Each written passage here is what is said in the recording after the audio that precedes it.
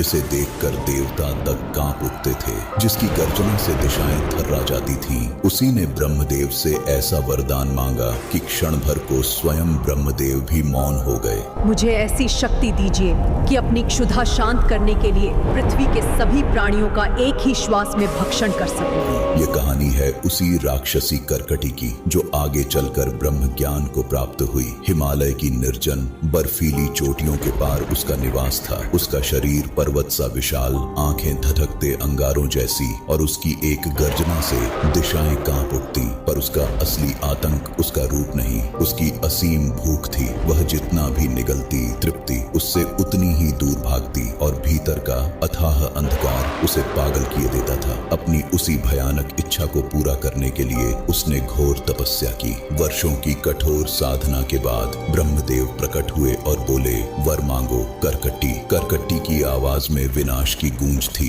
मुझे ऐसी शक्ति दीजिए कि मैं पृथ्वी के सभी प्राणियों का भक्षण कर सकूं। ब्रह्मदेव ने कहा, तथास्तु। तुम केवल उन्हीं लोगों को खा सकोगी जो अज्ञानी हो, पर तुम्हें एक विशेष रूप धारण करना होगा। और देखते ही देखते उसका विराट शरीर सिकुड़ने लगा, घटता गया, यहाँ तक कि वह एक सूक्ष्म अदृश्य सुई बन गई। वही सुई आगे चलकर विषूचिका हैजा बनकर नगर नगर फैल गई। लोग तड़पने लगे और मृत्यु की छाया हर ओर फैल गई। लेकिन हजारों वर्षों बाद उसी करकटी के भीतर प्रश्न जागा कि क्या यही तृप्ति है। वह पुनः तप में लीन हुई और दीर्घ साधना के बाद उसका हृदय बदल गया। क्रूरता पिघल गई और वह ब्रह्म ज्ञान को प्राप्त हुई। एक दिन शिकार के लिए उसने एक राजा और उसके मंत्री को रोक लिया और भयंकर रूप में प्रकट होकर उन्हें ललकारा। पर राजा तनिक भी विचलित नहीं हुआ। उसने शांत स्वर में कहा, जिसकी मृत्यु का समय नहीं आया उसे कोई मार नहीं सकता। करकटी ने उनकी परीक्षा ली और पूछा,